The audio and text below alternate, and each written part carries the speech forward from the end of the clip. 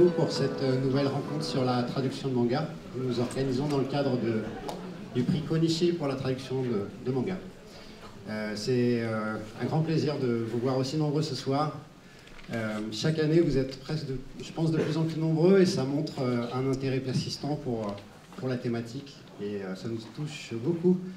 Ce prix Konishi est organisé donc par la Fondation Konishi pour les échanges internationaux et organisé par l'ambassade du Japon en France, qui vous a, je pense tous, vous avez reçu ce petit papier avec un QR code. C'est un questionnaire qu'a préparé l'ambassade du Japon à propos de cette rencontre pour savoir ce que vous en pensez et pour nous permettre, nous, de nous améliorer pour de prochaines éditions. Voilà. Sans plus tarder, j'appelle la présidente de la Fondation Konishi, Madame Chizu Konishi. Je vous remercie.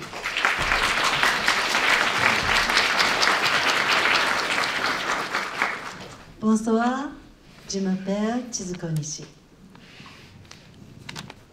小西財団漫画翻訳賞は今年で第7回を迎えました。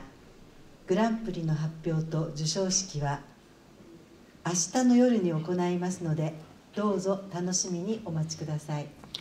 Cette année marque la 7e édition du prix Konishi pour la traduction de manga. L'annonce du Grand Prix aura lieu demain soir durant la cérémonie de remise des prix du Festival d'Angoulême. それに先立ちまして、本日は漫画の翻訳をテーマとした座談会をお届けいたします。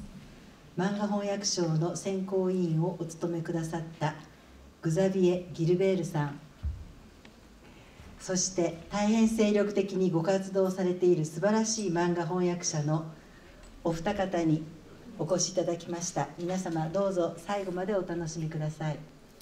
Avant cela, nous avons le plaisir de vous présenter aujourd'hui une table ronde sur le thème de la traduction des mangas. Nous accueillons Xavier Guibert, membre du comité de sélection du prix de la traduction de manga, et deux brillantes traductrices de manga. Nous espérons que vous apprécierez cette rencontre. 最後にこの企画を受け入れてくださったアングレム国際漫画祭の皆様と担当者のホスト・ファズロさんに心より感謝申し上げます。 Je voudrais remercier le Festival international de la bande dessinée d'Angoulême d'avoir accepté ce projet, en particulier M. Fausto Fasulo, directeur artistique pour le manga. またすでにご覧くださった方もおられるかと思いますが、この施設の地上階では第7回漫画翻訳賞の展示を行っております。当座談会並びに展覧会は在フランス日本国大使館との共催で実施しております。 大使館の皆様、熱いご支援を賜りまして誠にありがとうございます。 Comme certains d'entre vous l'ont peut-être déjà vu, au rez-de-chaussée de ce bâtiment, nous avons une exposition sur les titres nommés de cette 7e édition. Cette table ronde et cette exposition sont organisées conjointement avec l'ambassade du Japon en France. Merci beaucoup au personnel de l'ambassade pour son précieux soutien. 本日は中野佳恵子一等書記官がお越しくださっておりますので、ご挨拶を賜りたく存じます。 Nous avons le plaisir d'accueillir aujourd'hui la première secrétaire Kaiko Nakano. Madame Nakano, si vous voulez bien, à vous de s'approcher.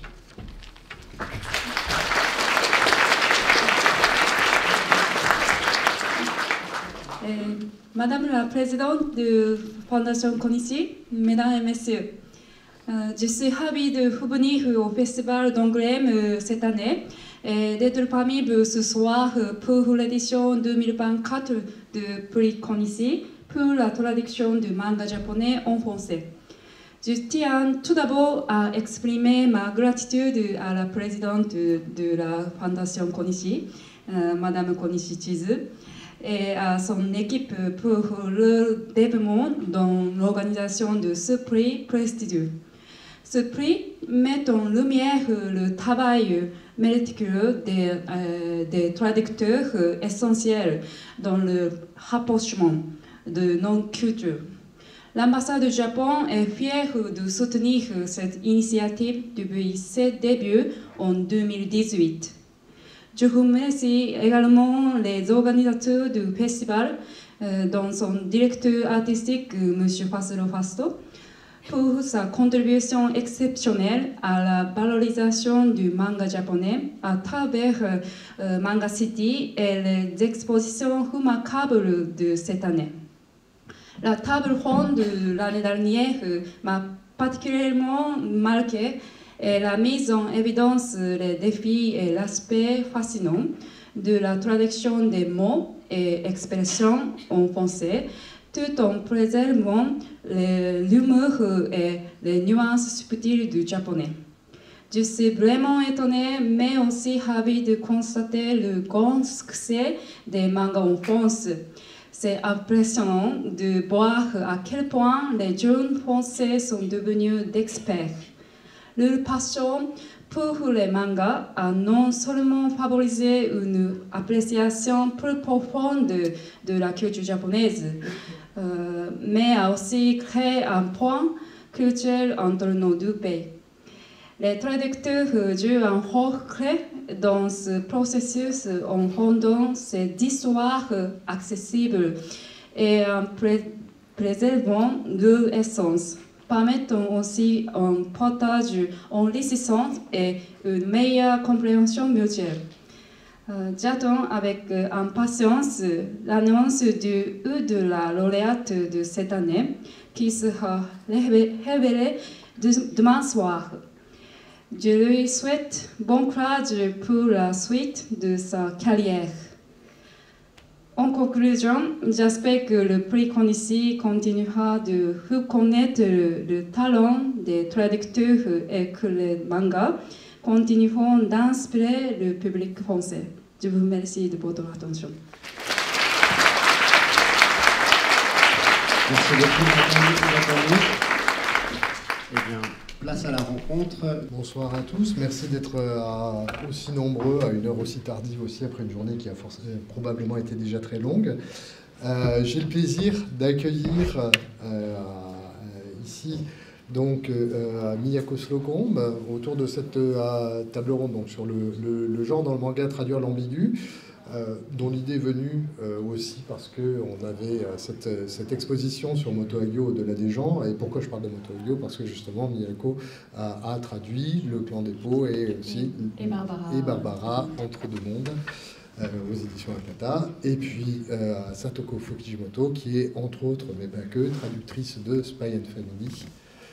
Voilà, et donc on est très content d'avoir cette discussion-là. On a eu plusieurs réunions de préparation qui ont été très agréables et dans lesquelles c'est parti sur un ton de discussion de comptoir sur tout ça. J'espère qu'on va pouvoir retrouver ce même genre de spontanéité ce soir, donc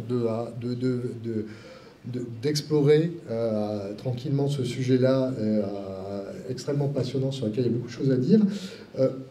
Dans le déroulement, ce qu'on a envisagé, c'est de parler d'abord des aspects techniques, linguistiques japonais, donc quelles sont les spécificités du japonais avec lesquelles il faut traiter, de parler un peu rapidement, de tracer des questions de personnages ambigus justement dans la question du manga, et ensuite on abordera le cœur de la discussion, c'est-à-dire quand on est traducteur, traductrice, comment est-ce qu'on réussit à s'emparer de ça, quels sont les problèmes qu'on peut rencontrer, et comment est-ce qu'on y trouve des solutions. Alors pour parler de langue, moi je suis allé directement sur Wikipédia pour les différences qui sont listées entre le japonais et le français. Alors le but c'est pas que vous lisiez tout ça, hein, c'est juste de s'arrêter sur les quelques points qui sont identifiés, qui sont que l'énoncé ne comporte aucun élément obligatoire, donc quand les choses sont déterminées par le contexte, on les oublie, donc ça crée une partie d'ambiguïté de départ. Le fait qu'il n'y a pas d'accord de genre et de nombre grammatical, donc il y a des marques en moins au niveau de la langue. Et le dernier truc, c'est qu'on a une langue qui est fortement genrée, donc des constructions grammaticales qui peuvent être associées à tout ça. Et pour commencer, c'est Satoko, quand on a discuté, tu as eu cette idée-là, c'est de dire, rien que pour la question de dire « moi je », des différentes variantes qu'il existe. Et tu nous as envoyé cette liste très rapide. Donc est-ce que tu peux juste essayer de passer au travers pour montrer un petit peu le type de nuances qu'on peut avoir juste sur un mot aussi simple que celui si on arrive à attraper un micro. C'est impressionnant, hein, la liste. J'ai compté, il y en a une quinzaine. Et tu nous disais encore juste tout à l'heure qu'il en restait, qu'il y en avait trouvé d'autres. Si on peut aller chercher dans les patois ou dans d'autres périodes de l'histoire du Japon. Mais donc tout est chaque mot a un rôle à jouer dans un tissu social. On peut, si je m'exprime, watashi c'est plutôt neutre, watakushi c'est un peu plus soutenu, beaucoup c'est un garçon, généralement. Après je vais dire des cas particuliers plus tard. Ole c'est réservé aux hommes en général. Ça peut avoir un ton un peu hautain. Attaché, c'est plus familier, une fille. Uchi, c'est plus familier aussi, mais dans certaines régions, et aujourd'hui entre les jeunes, on dit aussi Uchi, leur assez souvent. Atai, c'est un peu. On peut chaque mot, washi par exemple, c'est pour les personnes âgées. Mais dans la vie de tous les jours, on ne parle pas forcément comme ça, mais dans le contexte de fiction, ça nous permet de situer chaque personnage, on peut savoir d'où il vient. Et c'est très pratique. Il y a le ware ware qu'on retrouve aussi quand on parle d'autres, et puis le seisha de gozaru qu'on retrouve dans les histoires de samouraïs. Et avec ça, effectivement, comme tu disais, des utilisations qui sont aussi de manière régionale, pas toujours stables ou qui peuvent varier. Oui, ça peut varier aussi. Jibun, ça peut être moi, mais ça peut être. Je crois que c'est dans le Kansai, on dit Jibun pour l'autre personne. Donc c'est un peu, on a de quoi se perdre dans tout ça. Mais donc en fait, à la base, il y a rien que pour dire je, moi, on a un choix, on dit qui je suis, on dit. Oui, et c'est fou à quel point chaque jeu qu'on a eu dans la liste est très révélateur d'une certaine personnalité, et qu'en français, on n'est que le jeu. Oui, après, à la rigueur, on a Mézig ou Bibi, mais bon, c'est dans des contextes vraiment très très particuliers. Et donc, à partir de là, ça va être sur tout ce qu'il y a autour qu'on va essayer de traduire cette nuance qui se dégage du jeu. Oui. Et donc, en fait, à la base, c'est tout sauf ambigu, en réalité, parce que c'est tellement précis.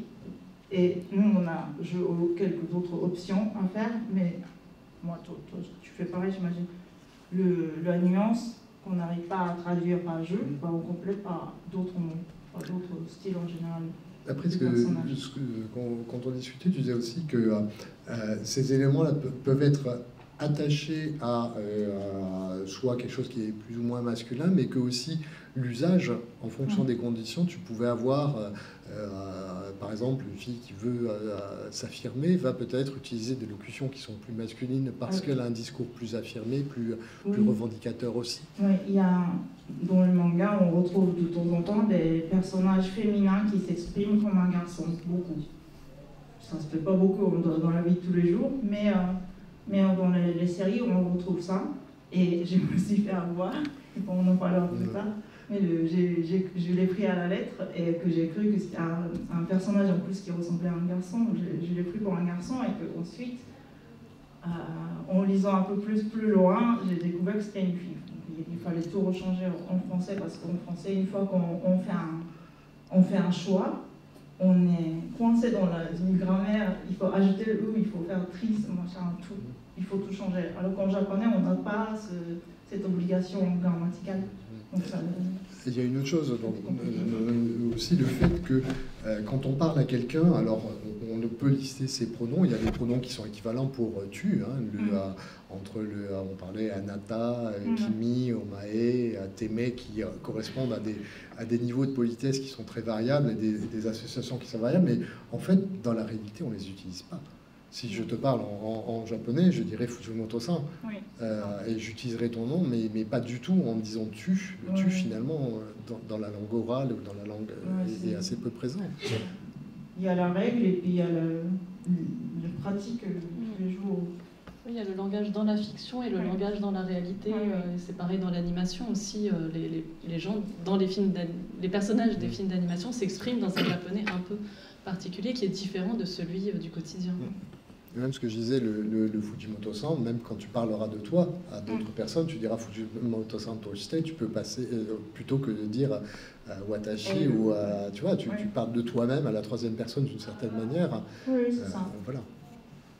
Oui, donc en plus de tout ça, la majorité des personnages se nomment par leur propre nom. Donc, Il y a une autre chose, alors ça c'est auquel je me suis amusé, j'ai fait la liste de quelques prénoms qui sont des prénoms qui sont mixtes. Et ça c'est un autre élément, je pense, qu'un lectorat français ne réalisait pas forcément, qu'il y a des prénoms qui sont totalement mixtes. Personnellement, j'ai été très surpris quand j'ai découvert qu'il y avait un acteur japonais qui s'appelait Megumi, et c'était un acteur. Pour moi, Megumi, c'était uniquement féminin. Et voilà, et ça a été le début. Et même en faisant cette liste, moi, j'ai jamais vu que des Makoto masculins, donc c'est très étonnant de découvrir. Et puis il y en a d'autres, Akira, qui sont effectivement utilisés en maçon et film. Mais c'est vrai que ce sont des choses auxquelles parfois qu'il faut faire comprendre. Je pense à la famille Kompo, dans lequel le personnage qui est le personnage ambigu s'appelle Chion. Et c'est vrai que pour un lectorat français, le fait que ce prénom soit justement un prénom mixte n'est pas quelque chose d'immédiat non plus. Donc il y a aussi cet aspect à faire passer. Je peux parler d'un oui, exemple. Vas-y. Je l'ai oublié pendant la vidéo. Mais vas-y. En fait, il y a donc, juste un cas concret. C'est une série qui s'appelle Magma, le Deep Sea Aquarium, qui est sorti sur Vega depuis. Il y a un moment, il y a quelqu'un, c'est une histoire dans un aquarium qui existait là, mais en fond de 200 mètres au sous-sol de la mer, de baie de Tokyo. Et on peut admirer les créatures abyssales dans la situation naturelle. Ils ne sont pas dans les cages. Et donc, c'est pas du tout une histoire dédiée au sujet, au transgenre, etc. Mais à un moment donné, il y a un personnage qui apparaît, c'est un nouveau employé de l'aquarium. Et il est admiré par tout le monde, il est charmant, il passe pour un garçon. Et à un moment donné, on commence à se poser des questions. Qu'est-ce qui se passe? Et là, on découvre que c'est une fille plus tard. Et cette personne, donc, elle avait le prénom Ryo aussi. C'est féminin, masculin, oui. Pareil. Donc, même ça nous embrouille, les lecteurs japonais aussi. Et puis, alors, comment le rendre en traduction? C'est délicat. Il faut garder l'ambiguïté qui est dans l'original et ensuite faire passer la surprise plus tard. Oui, c'est ça qui est souvent compliqué, c'est que les auteurs japonais vont vraiment jouer de cette ambiguïté que permet la langue japonaise, mais en français, on doit la plupart du temps quand même faire un choix. Donc ça veut dire jongler avec les mots, trouver des termes épicènes, c'est des petites choses. Si on n'est pas sûr du sexe de la personne, quand on va pas lui faire dire « je suis désolé » parce qu'on est obligé de faire le choix entre « désolé » et ou « et eux », mais « pardon » ou « excuse-moi », des petites choses comme ça. Alors, ça permet de faire une transition parfaite sur un sujet sur lequel il a fallu faire un choix à un moment, justement, qui est les Libon no Kishi de Osamu Tezuka, et dans lequel, en fait, les traductions, que ce soit les traductions françaises ou anglaises, ont fait des options qui sont différentes, enfin, qui reviennent aux mêmes, c'est-à-dire de genrer Libon no Kishi, c'est le chevalier au ruban, mais sachant que Kishi peut être masculin ou féminin. Alors on a Princesse Saphir dans un cas, Princess Knight dans l'autre, dans lesquels on peut se poser des questions, même si on regarde la couverture du deuxième volume de l'édition anglaise, on a aussi le Saphir qui est présenté ici comme étant finalement un garçon face à une fille, même s'il y a l'ambiguïté avec le ruban qui est repris d'un côté ou de l'autre, mais on voit qu'il y a eu un choix de faire Princess. Alors c'est amusant puisque quand on parlait de ça, Satoko, tu disais mais pour toi ça a toujours été très genré à cause du ribbon. Oui. C'était pas la question du kishi finalement, oui. Qui était finalement neutre, mais c'est qu'à partir que c'était ribbon, c'est la revue ribbon, oui. C'était forcément féminin, donc à nouveau le marqueur qui se déplaçait. Après, ce n'est pas la grammaire japonaise qui nous dit que le ruban c'est genré. C'est juste, c'est connoté féminin. Et en plus, la série date des années 50, donc ce genre de questions, est-ce que c'est une femme, homme, on se posait moins la question. En plus, il y avait le magazine de shoujo, de manga pour jeunes filles qui s'appelait Libon. Donc c'était très fortement connoté féminin. En plus, on n'est pas dans un pays de Louis XIV. Après, on avait discuté, il y a la fluidité au niveau des genres, donc on a les onagata, qui sont ces acteurs du kabuki qui jouent des rôles féminins et qui se spécialisent dans les rôles féminins, et à l'inverse, on a la compagnie Takarazuka qui joue tous les rôles, dont tous les rôles sont joués par des actrices. Et donc là, vous avez à la fois, en portant sur scène, à la fois des grands classiques comme Roméo et Juliette, des choses plus récentes comme West Side Story, ou ici Le Clan des Poules, donc Uno Ichizoku, et dans lequel à nouveau on joue sur cette fluidité, ce chusei, donc ce genre neutre qui apparaît aussi, qui est cultivé aussi. Il y a quelque chose d'assez... voilà, qui fait partie aussi d'une forme de culture. Moi, j'avoue, quand je suis arrivé au Japon, les publicités pour Takarazuka, on en a dans le métro. C'est quelque chose qui est très présent et qui est très surprenant de comprendre en quoi c'est totalement intégrant. Enfin, ça fait partie de la culture acceptée, enfin normale. Oui, ce qui est fou, c'est que ce soit totalement, voilà, oui, effectivement, culturellement et à des époques aussi. Ça fait long, l'Iran no Kishi, ça date quand même d'il y a plusieurs décennies, de se dire que déjà à l'époque, il y avait cette fluidité et que ça ne posait pas de problème, ça ne posait pas de questions. On a grandi en lisant ce type de manga, en regardant ce type d'animé, où on ne sait pas vraiment si le personnage est un homme ou une femme, pareil pour Berusai Yonobara, pour la Rose de Versailles. Mais en fait, ça n'a finalement pas trop d'importance, c'est juste des personnages qui sont extrêmement séduisants, et c'est aussi pour ça que Takarazuka suscite autant d'intérêt chez le public féminin aussi. Enfin, je pense que de grandir en voyant culturellement ce type d'œuvre, ça façonne forcément, enfin, ça crée une ouverture d'esprit, peut-être, une plus grande, moins de levée de bouclier ou de choses par rapport à tout ça. Oui, puis c'est vraiment... Enfin, voilà, je veux réaffirmer le fait que c'est quelque chose qui est présent au quotidien. Moi, vous prenez le métro à Tokyo, vous avez forcément une affiche pour la dernière production Takarazuka. C'est quelque chose qui est très présent et qu'on voit. C'est pas un truc qu'il faut aller chercher. Hein. C'est là, c'est accepté. C'est assez fascinant pour ça, voilà, par rapport à ce qu'on peut avoir nous ici. Et même la notion de beauté, la beauté en général dans la culture de tous les jours. Quand je montre les images des idoles chanteurs japonais aux amis français, ils disent c'est les filles. On est un peu, on se pose pas de questions à savoir si biologiquement ils sont quoi. On s'en fiche un peu. On se balade dans le quartier de club de bar à Shinjuku. On est assailli par des images des garçons qui se posent comme ça, mais ils sont super jolis, enfin jolis. C'est un peu écœurant pour moi, mais ils sont censés être jolis et vous allez les voir. Je serais curieuse d'avoir votre avis de comment on vit avec ça en fait.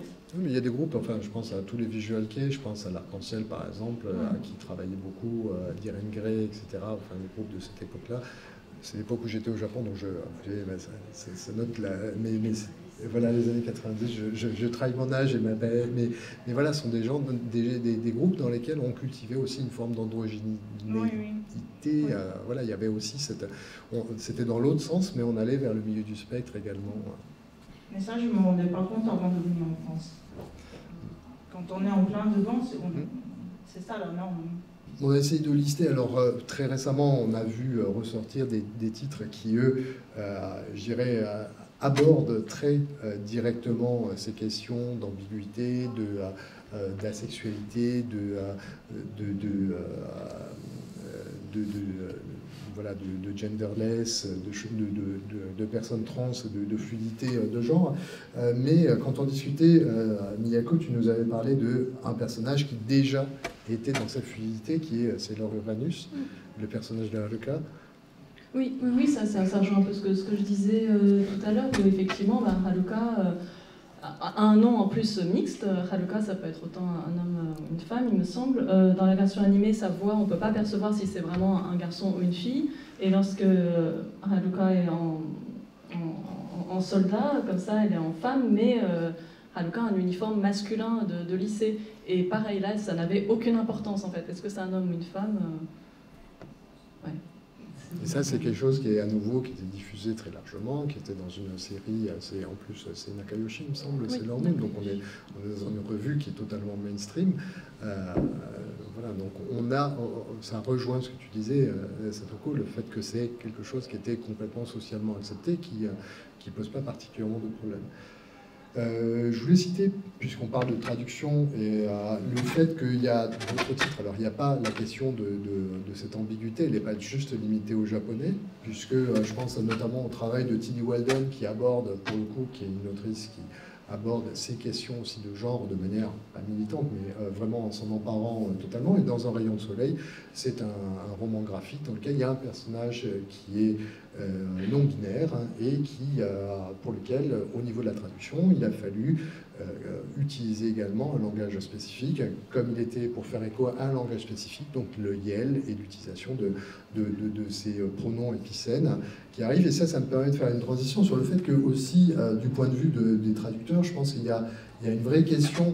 Je voulais lister l'évolution de l'acronyme LGBTQIA+,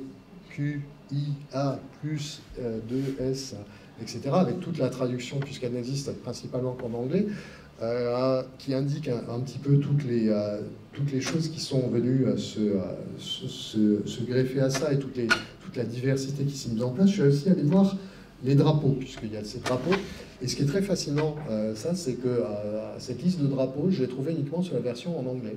La version française, en fait, si vous allez sur Wikipédia français, le seul drapeau dans lequel on parle, mais très rapidement, c'est le drapeau arc-en-ciel qui est juste ici, sur le premier sous Other Flag, sur lequel il y a très peu de choses d'ailleurs. Ce qui est assez étonnant parce que généralement les pages Wikipédia en français peuvent, surtout sur des sujets comme ça, peuvent faire l'objet de militantisme de la part des Québécois qui traduisent beaucoup depuis l'anglais. Donc quand on a une page très riche en anglais, souvent elle est traduite par des Québécois en français pour avoir une page qui soit équivalente.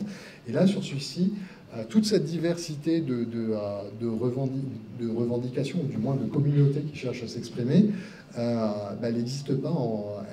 On sent qu'il y a un petit décalage entre un militantisme et une manière d'affirmer ces choses-là côté anglais qu'il n'y a pas au niveau du français.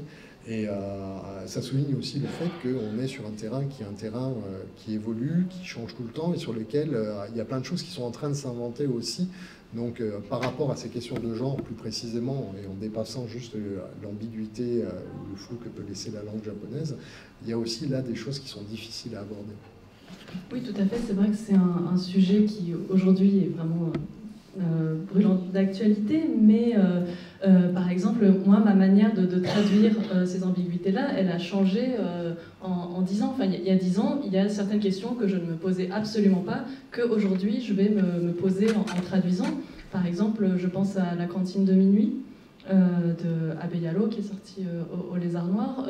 On a dedans, donc ça se passe dans un boui-boui à Tokyo ouvert toute la nuit, avec des salariés-man, des hôtesses de bar qui s'y réunissent. Et il y a un gérant d'un bar gay qui s'appelle Kosuzu, et donc qui est un homme, mais qui parle vraiment comme une femme. Et j'ai commencé cette série il y a peut-être 5-6 ans, et à l'époque, automatiquement, bon, ça reste un homme, alors j'ai essayé quand même de faire passer ce langage efféminé, mais par contre, automatiquement, je l'ai genré au masculin. Et aujourd'hui, je me dis, est-ce que j'ai bien fait? Est-ce que j'aurais pas dû un peu plus y réfléchir? Est-ce que c'était la... Donc il faut... Ouais, je me pose la question à chaque fois maintenant. J'étais en train de me dire aussi, en fait, c'est les drapeaux dans les ressources en anglais. Oui.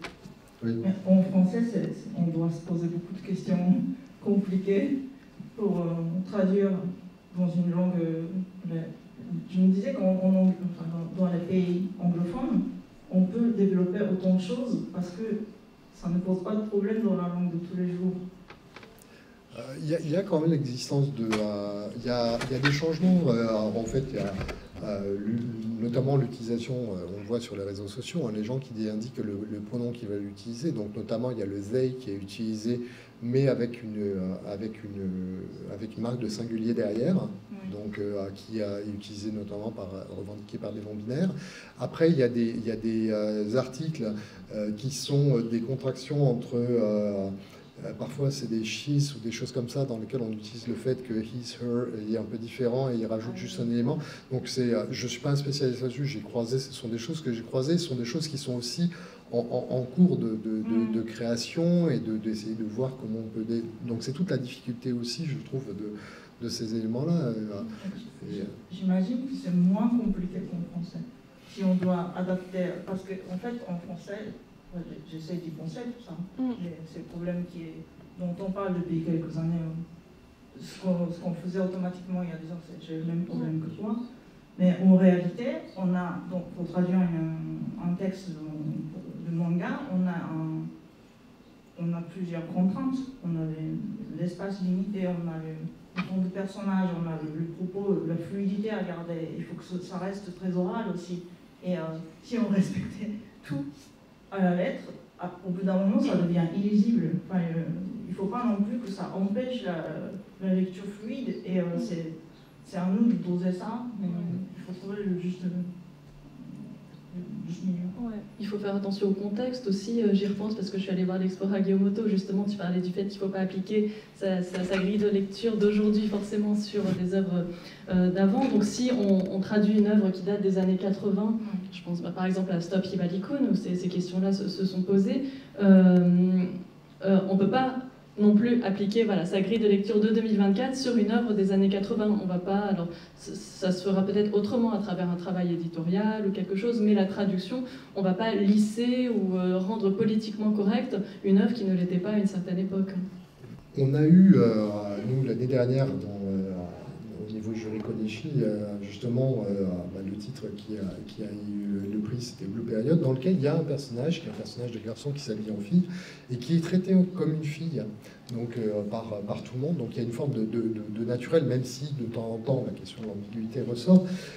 Mais ça remonte aussi, une des choses dont on discutait, c'est le fait de se poser de ces questions-là aussi, c'est dans quelle mesure, en choisissant une traduction un petit peu particulière, on n'attire pas l'attention sur quelque chose qui, dans ce qu'on perçoit de l'intention de l'auteur, n'est finalement qu'à côté. En fait, pour faire un parallèle, moi, c'est un petit truc qui m'énerve un petit peu, c'est quand je tombe sur une traduction dans laquelle il y a la traduction dans le plat de cuisine, dans laquelle on dit c'est une côtelette de porc pané sur du chou chinois coupé finement. Et en fait, c'est juste un tonkatsu avec, qui est le truc le plus banal, et c'est l'équivalent c'est un steak frites, quoi.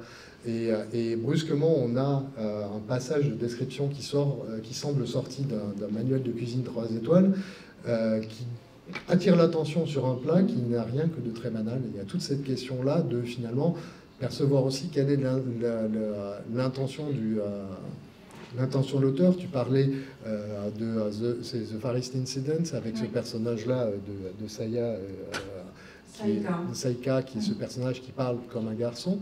Mais est-ce qu'au-delà du fait que c'est une femme qui est dans un contexte militaire et qui est un petit peu plus masculine, quelle est l'intention derrière de la faire parler comme un garçon? Est-ce qu'il y a... comment est-ce que tu l'interprètes et finalement, comment est-ce que tu le retranscris, puisque c'est cette question. En fait, donc c'est le The Far East Incident qui est publié chez Vega Dupuis. L'histoire se déroule après-guerre au Japon et il y a un soulèvement de la population contre l'occupation américaine et le gouvernement japonais qui collabore désormais. Et donc, pour le soulèvement de la population, il mobilise les humains augmentés, les armes humaines. Donc, il y a un des personnages, donc Saika, c'est une enfant, et elle s'exprime comme beaucoup. C'est un terme qui est utilisé par les garçons, les jeunes garçons en général. Et donc on peut facilement se faire avoir. Et j'ai cru moi-même que c'était un garçon. Mais en même temps, dans la fiction, c'est un peu banal qu'une fille s'exprime comme beaucoup en même temps. Donc je n'ai pas cherché à vraiment savoir quelle est son intention sexuelle, etc. Parce que en plus, elle est même considérée comme un monstre, c'est même pas considéré comme un humain. Donc elle est nommée par un numéro. Donc au final, est-ce que c'est important de savoir si c'est un garçon ou une fille? Et qu'en plus, assez rapidement dans l'histoire, on découvre qu'on lui fait porter une jupe, ça lui va très bien.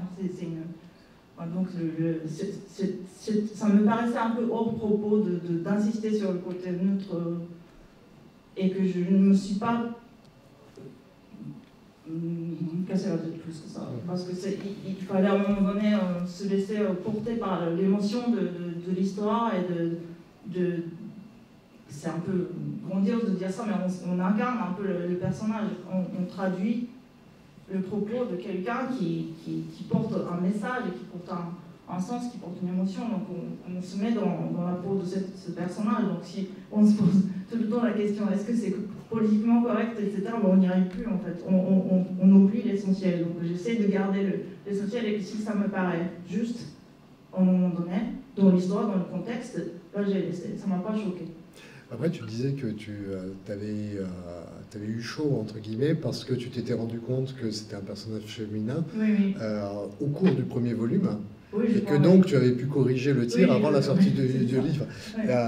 Voilà, sachant que si jamais la révélation avait été 3 chapitres plus loin dans le début du deuxième, il y aurait eu cette version, et sachant qu'on discutait du fait que parfois il y a des corrections qui sont possibles lorsqu'il y a un retirage, ce qui sous-entend que la série a un certain succès, mais qui n'empêche pas l'ancienne version de continuer à circuler. Donc c'est toujours cette difficulté à corriger le tir.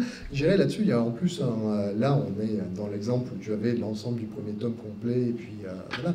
Mais aussi, il faut souligner le fait que vous travaillez aussi parfois sur un flux. Tu travailles sur Spy Family, voilà, il y a des tomes qui paraissent, et peut-être qu'il y a des personnes ambiguës qui apparaissent à un endroit dont là, le genre finalement sera résolu ou pas beaucoup plus tardivement, mais pourtant tu as besoin de faire un choix là, maintenant. Il y a cette difficulté comme ça. Comment est-ce que vous... donc est-ce que tu disais, Nico, tout à l'heure, que parfois tu faisais des gymnastiques pour dire rester sur pardon, pour garder ce truc-là? Est-ce que ça devient... Est-ce que c'est quelque chose qui devient plus facile au bout d'un moment, ou est-ce que ça demande toujours à se casser la tête et à trouver des astuces? Je dirais que le pire, c'est dans le cas du simultrade, où là, vraiment, on avance chapitre par chapitre, où vraiment, on a l'impression de marcher sur des œufs, on n'a aucun élément de contexte parfois, et donc c'est vraiment difficile de devoir quand même faire des choix. Et en plus, on ne peut pas contacter directement l'auteur pour lui poser la question. Donc, ça m'est arrivé d'essayer, mais au Japon, il faut d'abord contacter l'éditeur français, qui va contacter l'éditeur japonais, qui va juger si la question vaut la peine d'être posée, de déranger l'auteur qui croule sous le travail. Donc, non, je dirais qu'on s'habitue jamais vraiment. On a toujours des nouveaux challenges. Chaque œuvre présente ses difficultés. Mais peut-être on a moins peur face à... Enfin, on se dit qu'on va trouver une solution. Oui, on est de plus en plus rusé. Oui, et puis...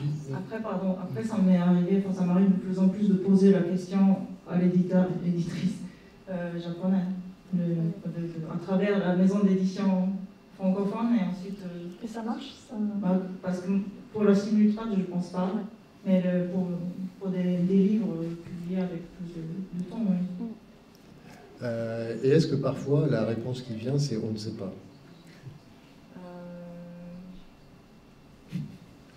Est-ce que c'était possible? Je crois qu'à ce moment-là, oui, ça pouvait m'arriver, je ne me souviens plus exactement, mais si c'était le cas, j'aurais fait avec.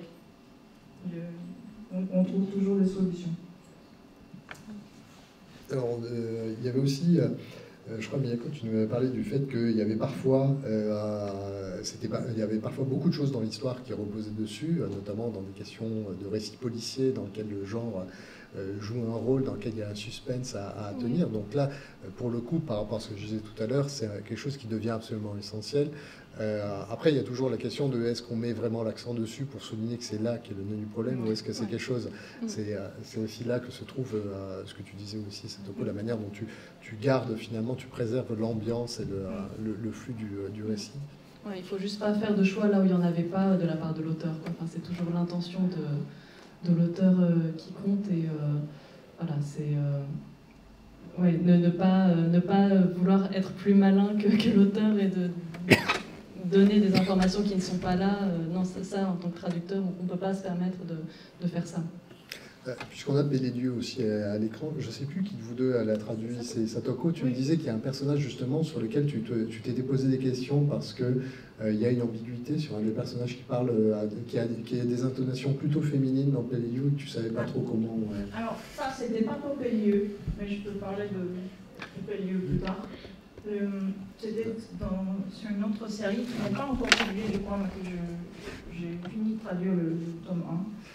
Qui s'appelle La Vauquier, de l'auteur fait. Et c'est une histoire d'amour entre un tueur dont la tête est mise à prix et une chasseuse de tête. Et aussi, c'est comique, c'est l'histoire d'amour, parfois dans des cadres sordides. Et il y a un moment, un personnage secondaire mais important, qui est le patron de l'agence de chasseurs de tête, et il s'exprime d'une manière très efféminée. Mais en même temps, il n'est pas question qu'il est...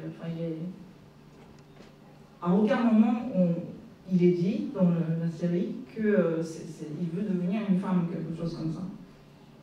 À aucun moment.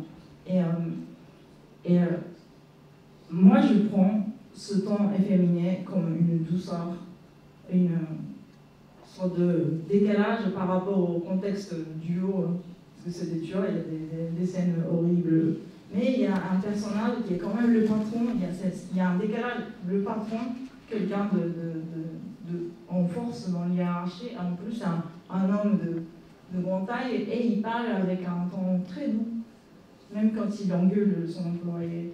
Et ça aurait été une erreur, je pense, de ma part, de vouloir le traduire en féminin. Parce que c'est pas comme ça que c'est. Parfois, en japonais, il ne faut pas tout prendre à la lettre. C'est comme des personnages féminins qui s'expriment comme beaucoup. C'est pas parce qu'elle se dit beaucoup qu'elle veut devenir un garçon. C'est pas ça le problème. C'est juste que ça donne un style, ça donne une couleur au personnage, mais c'est pas forcément, ça ne décrit pas, ça n'engage pas sa volonté. Ça peut être le cas dans certains contextes, mais là dans les cas que je cite, non, ce n'est pas. Oui, ça participe aussi à retranscrire une oralité. Oui. Voilà, le fait que quand une fille utilisera beaucoup, c'est peut-être parce qu'elle est entre copines et qu'elle se lâche un petit peu. Et, oui. voilà, et comme tu dis, le contraste entre quelqu'un qui aura un phrasé un peu précieux, qui aura donc, dans lequel on joue sur ces contrastes aussi. Donc on revient beaucoup sur l'intention, sur comment ces histoires, comment ça s'intègre dans un contexte plus large. Oui. Justement, il y a la question de... Tu nous avais donné cet exemple du vagabond de Tokyo, Miyako, il y a exactement cette question-là. Voilà, on a un personnage ici, un Okama, donc c'est un homosexuel qui il est patron d'un bar. Et donc c'est un ami de Yoshio qui est le héros donc, de cette histoire, le vagabond de Tokyo, qui est l'histoire d'un espèce de loser qui n'a pas de travail, pas d'argent, pas de copine, et à chaque fois on raconte ses mésaventures sur le ton de l'humour, avec derrière une critique un peu de la société japonaise. C'est un manga de qualité. Donc à un moment on a ce personnage donc physiquement très masculin, mais qui s'exprime comme une femme, et quand Yoshio s'en va, il lui dit Oyasumi, donc bonne nuit, sauf que, alors là on ne voit pas très bien, mais il y a un espèce de point médian entre chaque syllabe, Oyasumi, qui permet de donner un peu un ton musical à ce Oyasumi, qui est une espèce de bonne nuit, mais très, très féminin, et ça, je ne pouvais pas le traduire littéralement en mettant des points médians entre chaque syllabe en français. Bonne nuit, on n'aurait pas compris. Donc là, j'ai fait le choix de mettre un bonne nuit chérie et un emoji de cœur pour donner un peu un espèce de ton, une voix à ce Oyasumi. Donc j'avais juste cette bulle-là, donc je voulais mettre quelque chose pour remplacer. Donc c'est un moyen parmi d'autres. Dans les exemples aussi, il y a un exemple qui est tiré de Barbara. Alors je ne sais pas si sur l'écran ça passera, si ça va. Alors oui, là c'est un extrait du tome 2, donc comme il n'est pas encore publié, si vous avez après de meilleures idées à me proposer, je suis preneuse. On a deux frères jumeaux, enfin un garçon et une fille, Mashiro et Mahiru, qui depuis l'enfance en fait s'amusent à intervertir leur rôle. Donc le garçon prend le rôle de la fille prend le rôle du garçon. Et en fait à un moment donné, l'un des deux le fait à l'insu de l'autre et va prendre l'avion avec les autres personnages. Et donc l'autre, donc la sœur lui téléphone et comprend à la façon de parler de son frère que vu qu'il s'exprime comme un homme, il s'est mis en mode homme. Otoko modo ni haiteru, je crois que c'est quelque chose comme ça, littéralement. Donc la sœur comprend non, le frère, je m'en mêle les pinceaux. En tout cas, c'est le frère. Ça doit être la sœur qui a dû. C'est effectivement ta. Pardon. Donc le frère. Beaucoup dato Mahiru no yatsu otoko modo ni haiteru na. Voilà, ah oui, donc Mahiru est donc en fait, donc c'est une fille, mais qui s'est mis en mode garçon, et donc son jumeau s'en rend compte parce que elle s'exprime comme un garçon, mais il n'y a que quelques échanges, et je ne pouvais pas en français le faire comprendre qu'il y a un mode garçon, et donc pour le moment j'ai choisi de faire comme si, en fait, elle change son timbre de voix et prend une voix plus grave, et donc j'ai mis, je sais plus exactement, mais il a sa voix d'homme, voilà, pour qu'on comprenne que juste par ce coup de téléphone, l'autre a compris qu'il jouait un rôle. Voilà, je ne sais pas si c'est très clair. J'aurais fait pareil, je pense. Ouais. Sur Pellidiou, puisque tu voulais qu'on en parle, parce qu'il y avait... C'est une série géniale, je vous recommande la lecture. C'est plein de joie et de bonheur. Mais sinon, c'est vraiment très bien. L'histoire de soldats, donc 10 000 soldats japonais et 40 000 soldats américains, tous très jeunes les uns les autres, qui se sont retrouvés sur une île perdue au milieu de l'océan Pacifique, qui s'appelle Pellieu, et ils sont entretués, et le camp japonais a été anéanti assez vite. Et après, il y a eu quelques soldats qui n'ont pas voulu accepter la défaite et qui ont continué à se battre seuls dans leur coin. Donc c'est une histoire un peu... C'est une histoire réelle, inspirée des faits réels, mais qui n'est pas sans terme. Ce n'est pas une question de... Ce n'est pas le thématique de son genre, etc. Mais il y a un personnage, à un moment donné, qui s'appelle Izumi, Koichi Izumi, un soldat très discret, très gentil, et il est secrètement amoureux de son lieutenant Shimada, et à un moment donné, je ne sais pas si on peut spoiler. À un moment donné, il sort un rouge à lèvres de sa poche et il se met comme ça dans un coin tout seul et il se fait plaisir dans son coin. Mais en même temps, dans son camp, dans sa troupe militaire, personne ne se doute du fait qu'il est un garçon comme les autres. À un moment donné, quelqu'un la remarque et fait la remarque, et donc tout ça pour dire que j'ai gardé le masculin pour lui, parce que sa féminité n'était pas revendiquée. Il n'assumait pas lui-même, il cachait, il se faisait plaisir en cachette, et en plus dans l'armée, à l'époque, il devait faire très attention à ne pas révéler sa féminité, ça se faisait pas simplement à l'époque. Et comme tous les autres ignoraient son secret, on n'avait j'avais aucune raison de le traduire par un féminin. Même s'il avait la volonté cachée, mais c'était caché, c'était assumé par personne.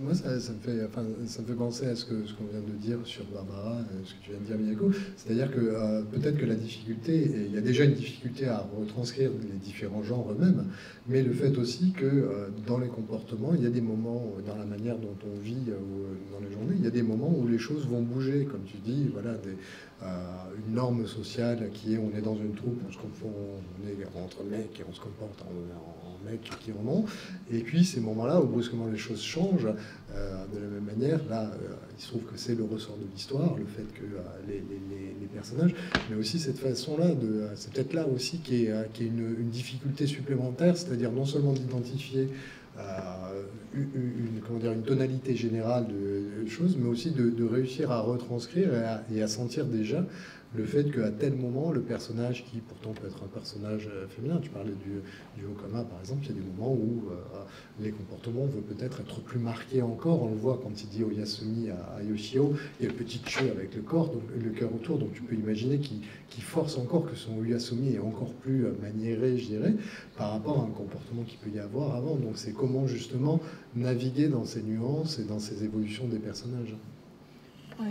Et il faut juste, et tout en évitant juste d'avoir à décider si on genre au masculin ou au féminin, mais effectivement il y a plein d'autres moyens de contourner ce problème en passant par le choix des mots et même, on peut à travers l'écrit transmettre un rythme de diction par exemple, ou comment un personnage parle. Enfin, je pense une bonne traduction, c'est une traduction quand on la lit, on entend le texte, et donc c'est là où il y a toutes sortes de possibilités qui sont possibles pour le traducteur. Moi, je vais travailler mes bilingues et adapter ma traduction. J'indique le problème, et ensuite, il trouve la solution. Et tu as un regard derrière sur la solution, ou est-ce que c'est donc vous discutez ensemble, donc c'est vraiment un dialogue pour essayer de trouver... Quand on me laisse la possibilité de relire, oui, la plupart du temps je relis, et quand il y a un problème saute aux yeux, je dis, il y a beaucoup de dialogue entre nous. J'ai discuté il y a quelques temps avec Aurélien Stager qui parlait et qui disait l'une des difficultés aussi qu'il avait, c'était de retranscrire le langage des jeunes, parce que forcément c'est un langage qui est très typé, et il y a un moment où la vie faisant les choses, on est de moins en moins jeune. Mais ce sont des choses qui bougent beaucoup, et de réussir à garder une forme de pertinence. Je crois que c'était Zeb qui parlait de Titeuf, en disant que la raison pour laquelle Titeuf avait marché, en fait, c'est pas parce qu'il avait essayé de reprendre le langage des jeunes, mais parce qu'il en avait créé un de toute pièce, qui finalement avait marché parce qu'il avait sa cohérence et il passait comme étant finalement plus vrai que le vrai qui passe de mode, mais que finalement le show de Titeuf était lié à Titeuf et bougeait pas. Et donc il y a aussi cette question de comment est-ce qu'on touche à une actualité, et comment je parlais effectivement quand on fait le Vagabond de Tokyo, qui est très ancré dans les années 80, ou Ibalikun qui est ancien, ou des choses qui sont plus actuelles, comment aussi on adapte le vocabulaire qui est utilisé par tous les personnages. Oui, c'est vraiment compliqué d'être dans un espèce de flux mouvant, et même je pense rien qu'au mot autrice, il y a quelques années, c'était tellement pas... Aujourd'hui, c'est tellement logique, alors que moi je me souviens, j'avais certains correcteurs, moi je mettais autrice, et certains correcteurs me disaient ah non, auteur, avec un E quand même, mais auteur, ou même le mot genre. En fait, je me souviens, il y a peut-être 10 ans, j'ai traduit des textes universitaires sur justement la question du genre, mais on en parlait tellement peu en France. Je me disais, le genre, enfin, c'était genda, enfin, je traduisais du japonais, donc le terme était genda, mais je me disais, mais c'est très bizarre, ça sonne bizarre, alors qu'aujourd'hui c'est totalement naturel. Donc moi j'essaie d'éviter les mots vraiment trop contemporains, pas pour le parler jeune notamment, parce que quand on essaie d'être trop dans l'actualité, ça se démode aussi très rapidement. Donc il y a un ton à trouver qui est pas trop forcé, parce que c'est vrai qu'on n'est plus non plus... Un autre exemple que tu m'as envoyé, c'est sur Talala et Baga Musume, donc à Tokyo Talala et Baga, notamment, où tu disais que tu avais changé, que sur ce passage-là précisément, dans lequel il y a les questions c'est Motelleux. Alors je ne sais plus si c'est la bonne page ou si c'est la page d'avant où il y a cette question-là. Oui. Oui, effectivement, oui. C'est un moment où donc, le beau gosse, entre guillemets, de l'histoire dit « Ah mais non, mais moi, je ne suis pas du tout motelleux ». Motelleux, donc c'est avoir du succès, littéralement. Il dit « Mais non, moi, j'ai pas tant de succès que ça ». Et ça, c'est une traduction que je faisais récemment. Et je pense que par automatisme, j'aurais mis « Non, mais moi, j'ai pas tant de succès que ça avec les filles, parce que ça me paraît être la phrase la plus fluide, c'est comme ça qu'on le dirait, sauf que dans le texte, il a juste dit qu'il n'a pas de succès. Et donc je me suis dit, ah mais là, est-ce que ce serait pas un biais que j'ai, que forcément on a un homme, on est dans des relations hétérosexuelles, donc quand il dit qu'il n'a pas de succès en japonais, c'est de ne pas avoir de succès avec les filles. Et donc je me suis dit, alors, et en même temps de dire, j'ai pas de succès, ça se dit pas, enfin c'est pas naturel en français, donc finalement j'ai trouvé autre chose, enfin, il suffisait de mettre un j'ai pas tant de succès que ça, là ça passe, et finalement en tournant la page, il parlait de filles, donc bon, finalement c'était, on était bien dans quelque chose comme ça, mais maintenant c'est une question que je me pose, rien que le mot avoir du succès, je me dis, il ne faut pas qu'automatiquement je dise que ce soit avec des filles ou des garçons, c'est comme le terme issei, qui est littéralement le sexe opposé. On parle d'avoir une certaine, avoir du succès auprès du sexe opposé. Oui, je me pose la question maintenant de comment le traduire, plus qu'avant en tout cas. Est-ce que c'est un sujet justement auquel vous faites parmi tout à l'heure, quand tu faisais la liste de toutes les choses auxquelles il fallait penser quand on fait une traduction, est-ce que c'est un sujet qui devient une préoccupation forte, qui est très présente, ou est-ce que ça dépend des titres, ou est-ce qu'il y a des titres sur lesquels vous dites attention, terrain miné, il faut vraiment que je fasse attention à ça? Et juste, tu parlais d'utiliser tes binômes au niveau de l'adaptation. Est-ce qu'il y a la question, on parle beaucoup de questions dans la littérature des sensitivity readers pour savoir si justement on n'est pas en train de... Est-ce que vous avez aussi des gens qui vont, sur lesquels vous pouvez vous appuyer, d'avoir le retour pour savoir si oui ou non vous êtes sur la bonne ligne ou s'il y a des choses que vous pourriez améliorer? Il faut en discuter avec les éditeurs aussi, les éditrices et éditeurs. Et c'était quoi ta question? Non, est-ce que c'est quelque chose qui te préoccupe beaucoup quand tu oui, ça me préoccupe. Mais... Et est-ce que c'est pour tous les titres ou juste pour certains titres où tu te dis attention? En fait, c'est un piège parce qu'il ne faudrait pas que ça me préoccupe trop. Mais en même temps, quand je ne fais pas attention, je vais me faire voir. Et quand c'est des séries clairement sur le thème, ok, on est vigilant. Mais souvent, le piège est là où on ne s'attend pas. Donc, on devrait être attentif, mais je crois que maintenant, à force de traduire au quotidien, on fait attention sans savoir. Oui, inconsciemment, je pense qu'il y a des choses qui se mettent en place. Après, il y a des éditeurs qui sont plus vigilants par rapport à ça que d'autres. Il y en a certains où j'ai reçu des chartes de traduction où on nous précise que le IL est autorisé ou que, par exemple, le point médian, on l'utilise, mais dans les décors uniquement. Et je sais que, donc, avec les éditeurs pour qui c'est important, je pourrais toujours me référer à eux, si j'ai un doute, leur poser des questions. Et avec ce type d'éditeur, et si j'ai un titre pareil qui est un peu porté sur cette thématique, je vais être doublement vigilante. Mais sinon, non, on se laisse plutôt... on n'est pas obsédé par cette question-là non plus. C'est compliqué, parce que vraiment, c'est important, ok, mais en même temps, si on est trop pris par ça, on n'arrive plus à traduire.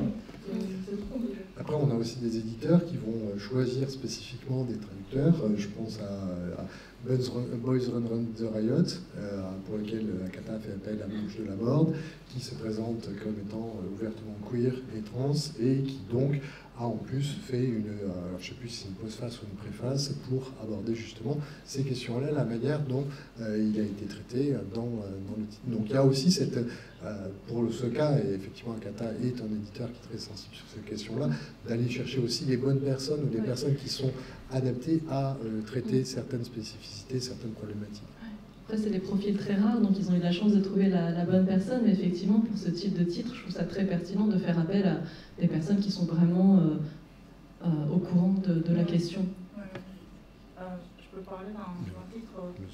Je ne connais pas la personne qui l'a traduit, mais je suis passée tout à l'heure au stand de Guillaume Machaut, qui est à l'entrée de la côté Manga City.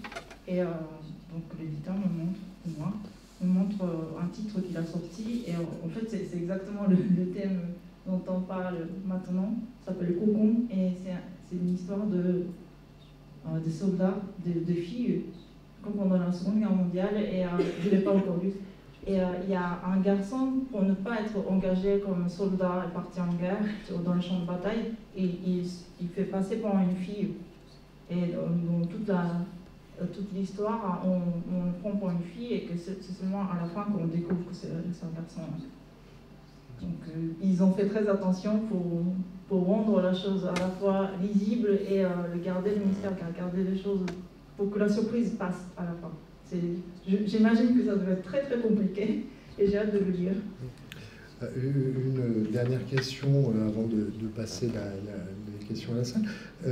Tout à l'heure, tu parlais de Ibarikun et de titres qui sont plus anciens, dans lesquels justement on peut avoir d'une part des expressions qui ne sont plus du tout utilisées aujourd'hui, mais même des expressions qui pourraient être complètement problématiques aujourd'hui.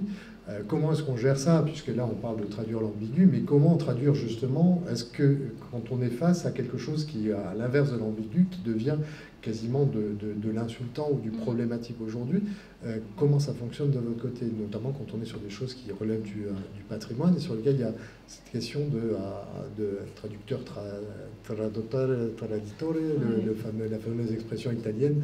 Mon accent est terrible, je m'en excuse, mais voilà, sur cette idée de rapport à l'œuvre elle-même, comment on réussit à en être sincère tout en étant dans ce qui reste acceptable aujourd'hui. Une chose est sûre, c'est qu'il n'est absolument pas question de lisser, de rendre, pour ne pas heurter des sensibilités. Par contre, je pense qu'une discussion avec l'éditeur est nécessaire et éventuellement, comme j'en parlais tout à l'heure, peut-être un travail éditorial, une préface, une mise en contexte, au moins, de dire... Mais après, je dis ça et je trouve ça un peu infantilisant en même temps de faire ça. Est-ce que le lecteur, il n'est pas assez intelligent pour se dire que ça a été écrit, dessiné à une certaine époque où on ne pensait pas de la même manière et c'est... Je sais pas, mais en tout cas, le rôle du traducteur, lui, après, le traducteur peut se charger d'écrire cette préface, comme l'a fait Blanche, ce texte explicatif qui est extrêmement intéressant, mais oui, enfin, on est un peu au bord de la censure et ça me gêne un petit peu, quoi. Oui, après, moi je sais que j'étais très frustré, par exemple, en lisant Saboto Ichi de Shotaro Ishinomori, qui est publié en français, et pour lequel la seule mention, c'est à la fin que ça a été publié à une certaine époque et que les vues qui sont dedans ne représentent plus, peuvent choquer, etc. Il y a trois lignes. Et personnellement, je trouve que c'est un peu léger, c'est-à-dire que moi d'avoir une remise en contexte, d'une part, de mettre ça plus souvent. C'est vrai que quand je lis un roman, souvent quand il commence à parler de technologie, de choses comme ça, rapidement je vais voir à quel moment a été écrit le roman pour savoir quand est-ce que se passe. Parce que c'est complètement différent, hein, l'utilisation des téléphones portables dans un roman qui se passe en 1995 et un roman qui se passe en 2015, c'est pas du tout la même chose, il n'y a pas du tout le même genre de truc. Donc en tant que lecteur, c'est un élément de contexte important, mais d'avoir quelque chose qui explique un petit peu plus les choses. On parlait de lissage, pour toi, il est hors de question de lisser, mais je me disais que là, ce qu'on est en train de faire, en essayant d'être politiquement correct, en traduisant, en s'adressant à tout genre humain, est-ce que on n'est pas en train de lisser quelque chose aussi? Donc je n'ai jamais eu la chance de l'occasion de traduire une série qui soit entièrement provocante ce genre de choses. Je me confirme. Et donc quand la série est comme ça, l'éditeur, l'éditrice accompagne. Donc on a la décision entière assumée. Mais quand c'est juste un propos misogyne qui se balade comme ça de temps en temps, parce que personne ne se posait la question, c'est récent en fait. Et alors c'est comme ça et que ce n'est pas le propos majeur de la série et qu'on a tellement d'autres choses à voir et que histoire de juste lycée, est-ce que c'est un choix? Je ne sais pas trop. Je ne sais pas comment. C'est vrai que j'avoue que moi aussi, parfois, quand je fais face à ça, je me dis si je le traduis tel quel, ça va attirer l'attention, alors que c'est complètement anodin. Et là, peut-être que je vais lisser un peu, effectivement, parce que ça a été, c'est aussi pour respecter l'expérience du lecteur, enfin du lecteur japonais qui a lu ça à l'époque, il n'était pas du tout choqué. Donc pourquoi mettre quelque chose de choquant ici quand il n'y a aucune intention de personne? Ça c'est la question qu'on devrait se poser. Oui, effectivement. Est-ce que vous avez des questions? Vous parliez de mettre des avertissements, enfin que c'était nécessaire d'avertir le lecteur, de remettre en contexte certaines œuvres du fait de leur temporalité. Est-ce que ça sous-entend que toutes les œuvres qui ont été traduites chez nous dans les années 90 devraient aujourd'hui être précédées d'une mention, d'un avertissement au lecteur? Est-ce qu'on va mettre au début de Dragon Ball, par exemple, attention, dans ce manga, il y a des propos qui peuvent être choquer les personnes? Est-ce qu'on va mettre au début de Naruto, attention, dans ce manga, les personnages féminins ne servent à rien? Est-ce que vous pensez que c'est une nécessité, ou est-ce qu'on doit laisser à l'époque, laisser les mangas traduits à l'époque il y a 20 ans, 25 ans, tels qu'ils étaient, ou est-ce qu'on doit le modifier? Et bien sûr, oui, sachant que c'est la volonté de mettre des avertissements au début et à la fin, au début du manga est une très bonne chose, mais la complexité d'expliquer cette démarche, souvent aux ayants droit japonais, peut être un frein justement au développement de cette démarche. Alors, pour Sabuto Ichi, moi ce qui me gênait, c'était plus d'avoir à partir du moment où il y avait le choix de mettre un avertissement, qui soit un petit peu plus riche que juste dire, voilà, c'est plus cet aspect-là. Pour ma part, moi j'ai pas de réponse, et ce que tu soulèves est un vrai point, c'est-à-dire à quel moment on commence, à quel moment on s'arrête.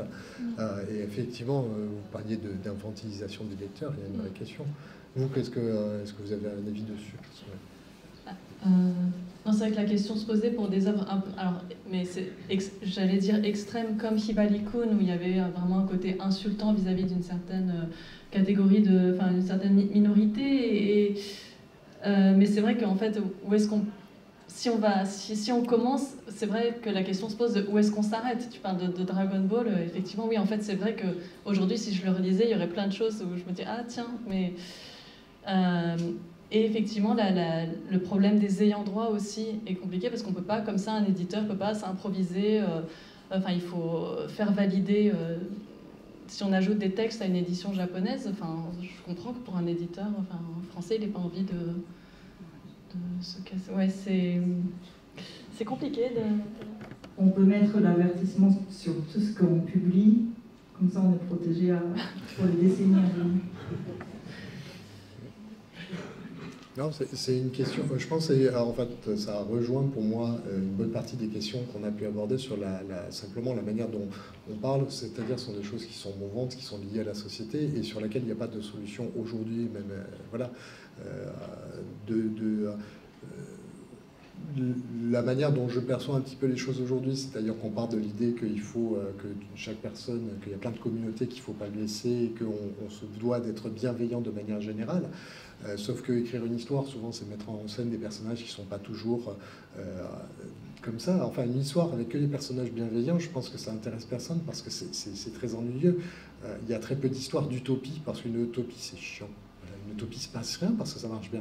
Si vous avez lu L'Empereur Dieu de Dune, ce qui est un bouquin qui décrit une utopie, c'est 800 pages où il ne se passe rien, et c'est le bouquin le plus long. Donc voilà, c'est pour faire ce parallèle avec ça, une histoire et toutes les histoires, enfin, Motoregyo est un bon exemple, c'est dans des personnages qui sont cassés, et c'est ça qui en est intéressant. Donc il y a un moment où effectivement, mais moi il n'y a pas de solution parce que la solution elle est à trouver à côté. C'est pour ça que je mentionnais aussi les éditeurs et le choix qu'il y a autour, l'accompagnement, la discussion. Il n'y a pas de solution. Et merci beaucoup pour la remarque, Thibaut, parce qu'elle est tout à fait vertigineuse au final. Est-ce qu'il y a une question un petit peu plus à laquelle on puisse vraiment répondre? Non, mais elle est très très bonne. C'est juste. Bonjour, cette conférence. Je voulais savoir si ça vous arrivait que les éditeurs japonais ou les auteurs japonais vous demandent d'être particulièrement vigilants sur sur le traitement ou la retranscription du genre des personnages? Personnellement, ça m'est jamais arrivé. Je pense que les éditeurs japonais sont assez peu conscients des enjeux de traduction, de qu'est-ce qui peut poser problème. Comme ils n'ont pas conscience de quelle est la structure de la langue française, ils ne se rendent pas compte de où se trouvera la difficulté. Donc, pour ces questions-là, moi, ça m'est jamais arrivé que l'éditeur ou l'auteur japonais interviennent. C'était plus pour des choses graphiques. Par exemple, à un moment, Suehiro Maruo avait dit que c'était pas la peine de redessiner tous les décors en les traduisant. Voilà, c'était des choses plus visuelles. Mais au niveau du texte, moi, ça m'est jamais arrivé à titre personnel. Moi non plus. Mais ça m'aiderait.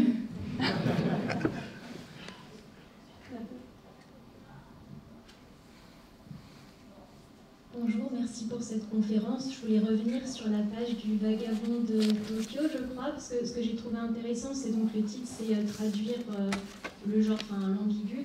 Mais là, par exemple, je trouve qu'il y a aussi un exemple de traduire du coup la description d'une minorité, enfin la description caricaturale d'une minorité par le dessin, du coup quelque chose qui est peut-être plus évident pour des Japonais, mais pas pour des Français, parce que par exemple, Madame, vous avez dit que d'un point de vue d'un Français, c'est clair que le personnage à droite a l'air tout à fait masculin, il fait un peu bidouchon et tout, mais à moins que je me trompe, d'un point de vue japonais, c'est clairement ça dans la télévision mainstream et tout, qui est décrit de façon caricaturale, un homme homosexuel, oui. Et de façon vraiment plutôt dérogatoire, et plutôt que en tant que le beau garçon qu'on peut plutôt imaginer, enfin, par exemple en France, c'est plutôt un homme efféminé qui va recevoir des remarques de ce type. Et du coup, quand vous parliez aussi de votre décision de traduction, je me suis dit que vous aviez aussi du coup la responsabilité, que du coup vous aviez aussi ce poids-là de devoir traduire les références visuelles qu'en France on n'aurait pas du tout. Oui, effectivement. Alors après, heureusement, ce personnage est vraiment très expressif, autant dans le dessin que dans ses paroles. Donc pour moi, en tant que traductrice, c'était assez agréable d'imaginer des solutions dans son parler. Et après, oui, c'est vrai qu'effectivement, au Japon, ce personnage du Okama, on le voit souvent dans les plateaux télé, on s'en moque gentiment, et c'est peut-être quelque chose auquel le lectorat français n'a pas forcément l'habitude. Après, je pense que c'est plus facile aussi parce que c'est un personnage que tu suis sur plusieurs pages, donc il n'y a pas juste ça. J'imagine que si tu avais la même scène avec juste un personnage qui apparaît, ce serait plus difficile de statuer un petit peu sur ce qu'il y a, sans tomber toi-même dans la caricature, dans le fait de choisir une solution la plus radicale par rapport aux options qui sont. Oui, c'est plus difficile, et surtout que oui, parfois quand on a une contrainte dans une bulle, quand on ne peut pas transcrire une certaine idée dans une bulle, un traducteur il va trouver une solution dans une autre bulle. Donc effectivement, si la scène se déroule sur plusieurs pages, si j'ai pas pu exprimer assez le côté efféminé d'une personne dans une certaine bulle, je vais me rattraper ailleurs. On est obligé de faire ça en traduction de manga tout le temps. Pas seulement en question de genre, on doit compléter tout le temps. Voilà. Bon, le temps qui nous est imparti est arrivé à son terme. Je vous remercie d'avoir été aussi attentif. Je pense que ça nous a prouvé que le sujet était un sujet qui était riche, qui était complexe, et pour lequel il y avait encore beaucoup de choses à inventer, et qui montre combien toujours la question de la traduction est année après année toujours aussi passionnante. Encore merci à Satoko et Miyako de s'être prêtés à l'exercice. Merci à tous.